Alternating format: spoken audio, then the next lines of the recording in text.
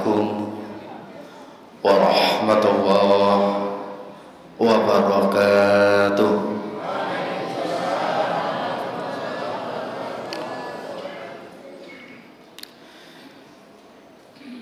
Innal hamdalillah nahmaduhu wa nasta'inuhu wa nastaghfiruh wa na'udzu billahi min shururi anfusina wa min sayyiati a'malina.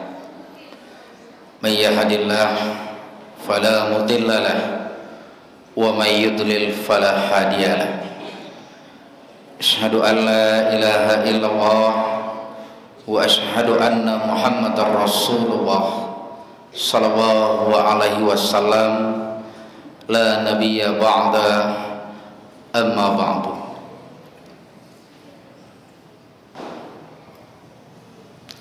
Yang sama-sama kita hormati Ketua Pengurus Masjid Quwwatul Ummah serta jajaran, seterusnya yang sama-sama kita hormati Bapak RW, Bapak RT di lingkungan sekitar Masjid Quwwatul Ummah, serta Bapak hadirin, Ibu hadirat kaum muslimin dan muslimat, saudara dan saudari sedang jemaah sholat isya sambil menunggu sholat tarawih.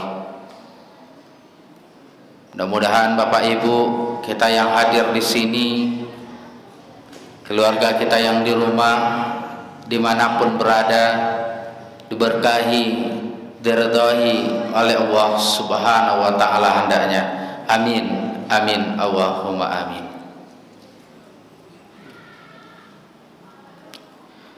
Puji syukur alhamdulillah kita sampaikan kepada Allah Subhanahu wa Ta'ala.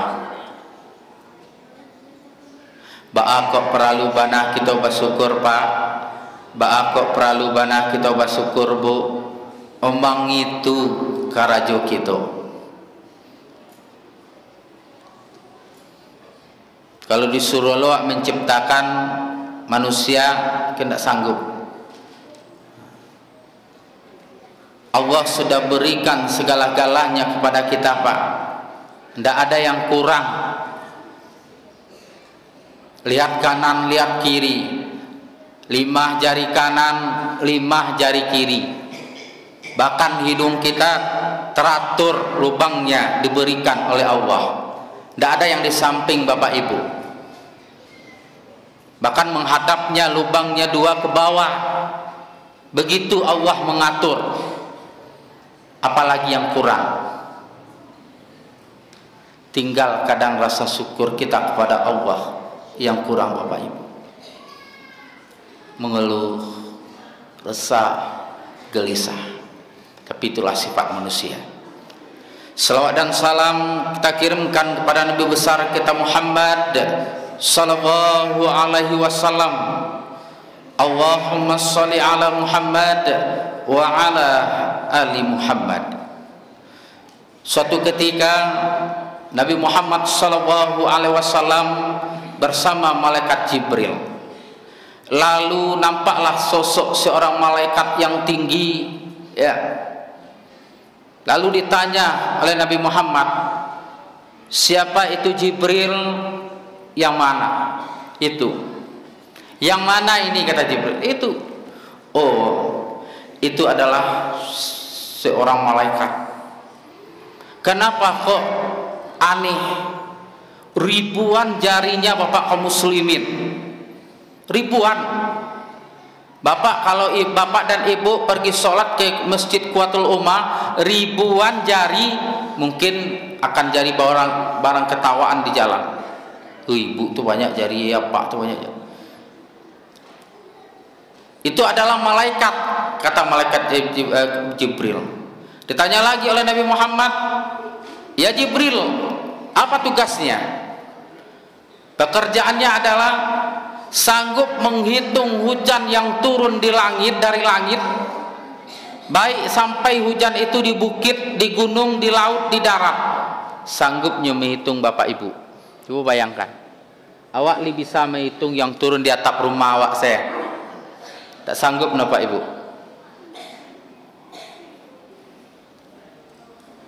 Tapi malaikat ini sanggup dia.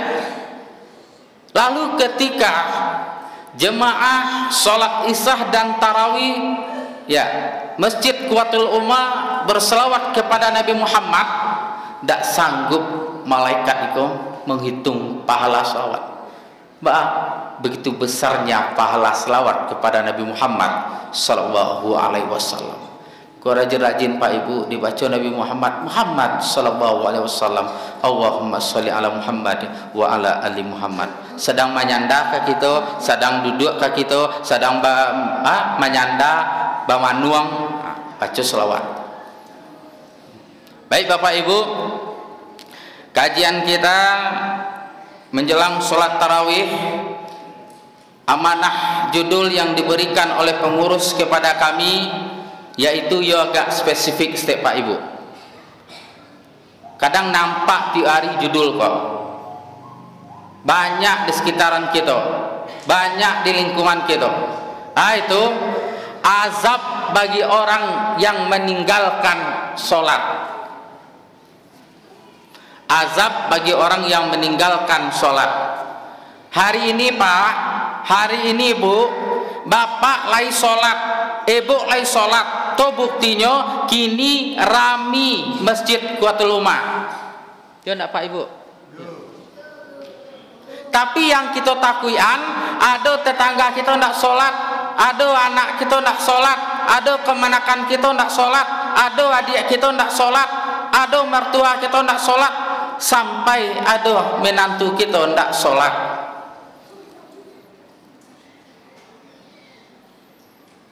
Tuh bahas dulu.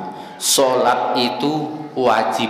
Wajibnya la budda, tidak dapat tidak. Wah. Lainan namu laki-laki wajib. Sakit gigi wajib sholat, sakit talingo wajib sholat, sakit mata wajib sholat, patah kaki wajib sholat.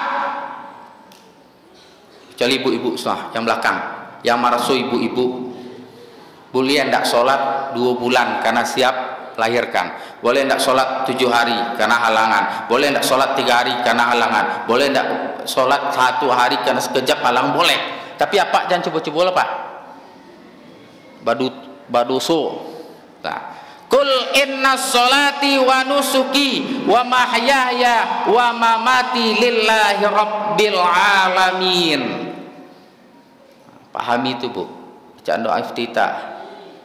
Di surat Al-Fatihah dikatakan iyyaka na'budu wa iyyaka nasta'in. Kepada Engkau kami menyembah dan kepada Engkau kami minta tolong. Ihdinas siratal mustaqim. Tunjukilah kami jalan yang lurus.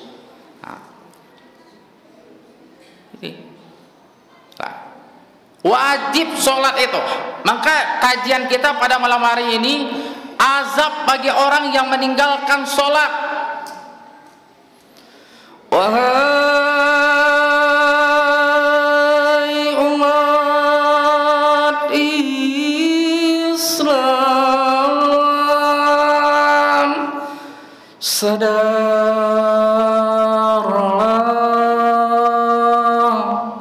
kiamat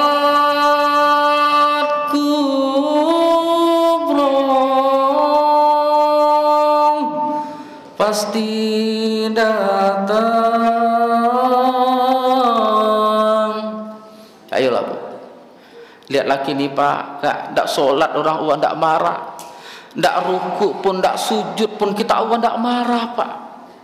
Tapi ketika kata Allah, diperintahkan malaikat Israel untuk mencabut nyawa kita, saatnya pulang Pak, saatnya berangkat Bu, saatnya meninggalkan keluarga tersayang, sudah siapkah Bapak dan Ibu? Sudah siapkah kita? Makanya Pak Ibu, azab pertama di dunia bagi orang yang meninggalkan sholat zuhur 4 rakaat, asar 4 rakaat, maghrib 3 rakaat, isya 4 rakaat, subuh 2 rakaat, jumlahnya 17 rakaat, wajibnya la buddah. Tidak dapat, tidak.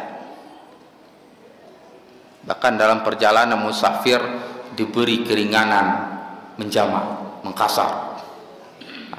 Pertama, azab di dunia masih hidup Pak. Kok masih hidup Pak? Tidak akan pernah berkah rezeki yang dimakan. Sial. Bakal berkah, kenyang sebentar rasanya. Banyak uang tapi tidak menikmati. Semuanya ada, apa yang kita inginkan ada, tapi ketika mau tidur orang dapat bantal langsung tidur. Tapi kita kurang berkah, sudah balik kanan kiri, sudah menyelentang, sudah ke kanan, sudah ke kiri, tidak juga tidur, sudah 3 jam tidak juga mau mata ini dilelapkan. Kenapa? Karena masih lupa dengan Allah. Koreksi diri kita Pak, koreksi. Mungkin kita ini alhamdulillah ya Pak sholat, kadang anak kita tidak sholat, bahkan wajib itu sholat di akhir balik. Sekarang 11-12 sudah balik mereka, masih berkeliaran mereka, masih. Kita pergi Isa ini Pak, dia masih megang handphone, kadang dibawa chargernya, dibawa cok raun itu, pergi kita subuh besok masih di sana dia. Kalau bubar itu heran, pergi tarawih kita masih di sana, pulang tarawih kita masih di sana dia. Mana sholat maghribnya, sholat isanya? Kurang berkah. Lihatlah hari ini, kurang berkah diberikan kalau kita kurang tak sholat. Betapa banyak hari ini terjadi pertengkaran, perkelahian, bahkan perceraian di rumah tangga. Diawali apa? Suami dan istri tidak sholat. Betapa banyak mamamut, betapa banyak papamut, 2 bulan, 3 bulan, 1 tahun punya anak 2, cerai. Tidak sholat. Yang kedua, dihilangkan cahaya nur dari wajahnya oleh Allah. Dan apa? Mbak akak bercahayu wajah tu berudu indah, mandi wajib indah, mandi junub indah. Orang sholat tuh harus kalau beradas besar mandi junub, beradas kecil berudu. Nah, seperti itu. Lah, yang ketiga Pak Ibu semasa hidup kalau di dunia banyaknya manusia yang benci kalau tidak sholat. Nah, tapi Allah tetap makanlah kecil Allah. Pailah pagi pulang patang, pailah gelap pulang gelap. Pailah, aku tidak akan pernah marah kata Allah. Wal asri, demi masa, innal insana lafi khus, sesungguhnya manusia dalam keadaan merugi.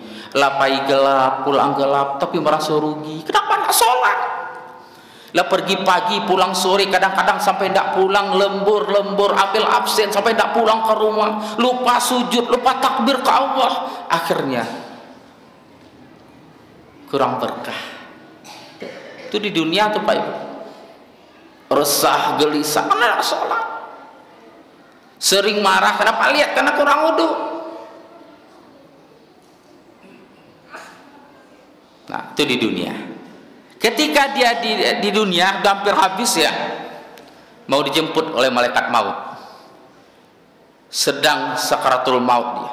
Lihatlah orang sakaratul maut Pak, kalau boleh Pak, kalau sekitaran Jonggurun kan tidak terhitung mentalkin orang. Padang Barat, Padang Timur tidak terhitung deh. Bahkan lali mau wali hari wak talkin kan alunya meninggal lali mau jam wak duduk mukanya tidak meninggal. Kalau awak biasa meninggalkan sholat itu Pak Ibu, pas awak sakaratul maut akan merasakan haus. Agi minum walaupun wak timbuna agi lawi yang banyak tu wak agian kini tidak akan lapih dahaga. Kenapa? Sering meninggalkan sholat. Balik ke belakang sedikit Pak Ibu. Kalau kini Pak, lah pernah ndak nampak di masjid Kuatuluma apa Pak? Lah pas wak menyolatkan bergerak-gerak kain kapan mayat tu. Tak pernah nampak? Belum pernah terjadi kan nak? Halo le, kalau terjadi mungkin ibu kabur dulu, kabur pulang lagi. Kalau masuk Nabi itu terjadi Pak Ibu, terjadi. Nabi mau menyolatkan sudah berdiri betul mau berniat, usolli ala hazal maiti. Ternyata apa yang terjadi? Bergerak-gerak kain kapan. Berhenti Nabi, disuruh berbuka dengan Abu Bakar. Hai Abu Bakar, tolong buka kain kapannya. Apa yang terjadi? Dibukalah kain kapan itu. Dilihat apa yang terjadi Bapak Ibu. Seekor ular sedang melilit dan menggigit si mayat. Itu tipe ular. Ular melilit, sudah dililit, digigit, ditelan. Lalu diambillah kayu oleh Abu Bakar, mau dipukul oleh Abu Bakar dengan izin Allah. Ular itu bersyahadat, asyhadu an la ilaha illallah wa asyhadu anna Muhammadar Rasulullah. Kenapa aku dipukul? Kata ular. Apa salahku?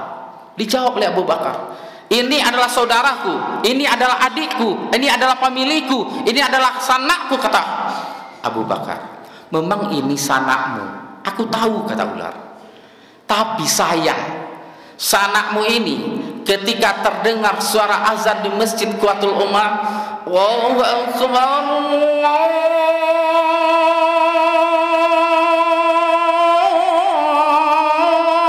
Akbar, sibuk dia. Hayya 'alas shalah, taruilah bopai malalah kamol kan transmar Ramayana. Taruilah nengkak solatlah. Terdengar suara azan tidak menghiraukan. Setelah tidak mendengarkan suara azan, tidak menghiraukan, pun tidak mendirikan solat, makanya aku gigit. Kata ular. Nah, kalau di awak tidak nampak mana azab, sayang buah kawak kan masih ditutup. Tapi ketika di dalam kubur tidak tahu kita. Tapi kita bahas. Lah Pak Ibu. Lah ketika sakaratul maut itu dahaganya begitu sangat haus. Nah, coba bayangkan, lawak talkinkan la ilaha illallah. Panas. Allah nama. Apa baca Allah? Tidak biasa. Kita akan dimatikan seperti apa kerja kita, Pak? Percayalah. Bergunjing, kita sedang bergunjing itu mati. Biasa ngaji, sedang ngaji itu mati. Betapa banyak orang sedang maksiat meninggal, Pak. Nauzubillah, summa nauzubillah, itu bukan kita ya, Pak. Sedang maksiat. Aduh, ngeri, Pak. Meninggalkan anak tersayang, meninggalkan suami tercinta, meninggalkan istri yang selama ini menemani, sedang maksiat. Nauzubillah, summa nauzubillah. Takut kita ya, Pak. Takut kita. Akhirnya azab ketika sakaratul maut itu tidak membawa iman, Pak. Tidak bawa iman. Tidak ada yang dibawa. Akhirnya apa? Kufur kepada Allah Subhanahu wa ta'ala. Itu di dunia. Ketika di alam barzah, di alam kubur, lah, setelah meninggal dia dimandikan, dikafani, disolatkan dan dikuburkan. Yang banyak kami dapatkan di lapangan, Pak, yang ketiga ini yang susah. Kalau mandikan banyak orang bisa, mengapani banyak orang. Tapi ketika sampai mayat itu di Masjid Quwwatul Ummah, kalau hari Jumat ditaruh di sana dulu. Kalau sholat zuhur orang ditaruh di sana. Ditanya, mau sholat? Nah, berdiri seluruhnya. Saf laki-laki 3 saf, perempuan 2 saf. Contohnya kan 5 saf, ganjil. Sampailah kita mau menentukan sholat. Anaknya berlima, 3 laki-laki, kita tanya, Pak, Bu, mana anaknya? Ini yang kita sedihkan, Pak. Ini yang kita sedihkan, kita terbaring kaku. Anak laki-laki 3 tapi tidak bisa menyolatkan kita. Merinding saya, Pak. Merinding. Ketika anak kita tidak bisa, wa maghfir lana dzunubana wa liwalidayna warhamhum kama rabbayana shaghira. Yang menyesal itu kita ketika masuk kubur, Pak. Tidak bisa anak kita menyolatkan, tidak ada anaknya bapak aja, tidak ada anaknya bapak aja. Oke, disolatkanlah oleh ulama, ustaz. Selesai 4 takbir, dibawa ke kuburan. Anak sulung di kepala, anak tengah di kaki, di pinggang, anak bungsu di kaki, diangkat. Sampailah orang tua ini di liang lahat, ditutup dengan papan. Nah, jangan tinggalkan mama sendiri, nak, takut. Nah, papa takut. Ini di mana? Ini di mana? Apa boleh buat, Pak Ibu? Anak kita ditinggalkan tanpa bisa membaca Allahumma firli wa liwalidayya warhamhuma kama rabbayana shaghira. Kita meninggalkan kata kita, anak kita sayang, bahkan kita kuliahkan lebih tinggi-tinggi. tapi kita bacakan Yasin, nah, anak kita sibuk main handphone. Nah, titip doa dan Al-Fatihah buat ayah dan ibu, anak kita pergi dengan teman-teman. Coba bayangkan Pak Ibu, kita akan pulang sesuai dengan disampaikan oleh anak kita tadi, kullu nafsin za'iqatul maut, setiap yang bernyawa pasti akan mati. Tapi kita tidak ngah dengan itu. Kita sedang berada di ruang tunggu Pak, sedang berada di ruang tunggu, akan melanjutkan perjalanan yang lebih terjal dan menakutkan. Percayalah Pak, hari ini kita seperti ibarat berjalan tol, tidak ada hambatan. Selagi apa kita cukup, kita akan saldo kita cukup, akan melaju dengan cepat 180 km jalanlah, tidak ada hambatan. Tapi suatu saat kita akan ketemu jalan kampung, terjal, menurun, mendaki, kadang-kadang ketemu babi hutan dan harimau serta ular. Apa itu? Alam kubur. Ini yang mengerikan Pak, alam kubur. Kalau kita sering meninggalkan sholat yang diwajibkan kepada kita, kita akan diazab oleh malaikat. 7 langkah saudara pergi, 7 langkah harta meninggalkan kita, akan diazab kita oleh malaikat. Kita tidak akan bisa menjawab pertanyaan malaikat mungkar dan nangkir. Mulut ditutup, mulut dikunci, ada. Kata mulut dia sholat, tapi apa kata tangan? Tidak pernah dia mengucapkan gerak-gerik Allahu Akbar. Kata lutut, ya benar, telapak tangannya tidak pernah memegang lutut. Ini Pak, ini kita kan lutut berdiri seperti ini, ruku. Dijawab oleh telapak tangan, tidak pernah lutut memegang telapak tangan. Begitu juga kata kening dan hidung, tempat sujudnya tidak pernah tersentuh oleh kening dan hidung. Menjawab semuanya.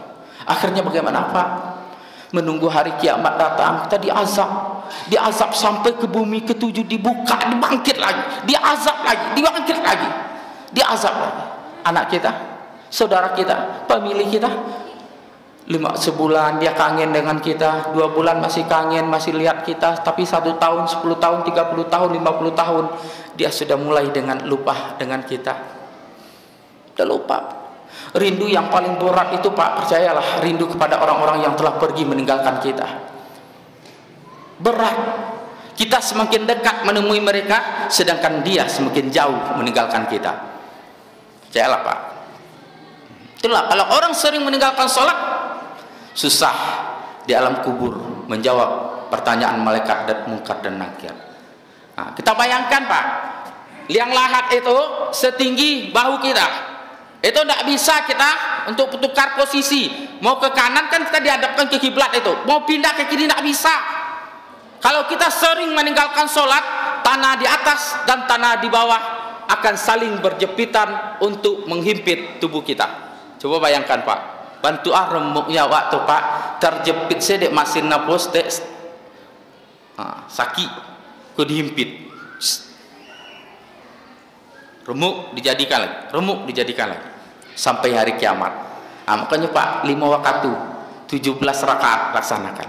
Sampailah di akhirat Bapak Ibu, lah diazab lagi di akhirat. Jatuh. Mungkin lebih pedih di akhirat Pak. Tapi kalau dunia apa lihat Pak? Ndak zuhur nanti enak juga makan. Ndak asar masih bisa ngopi.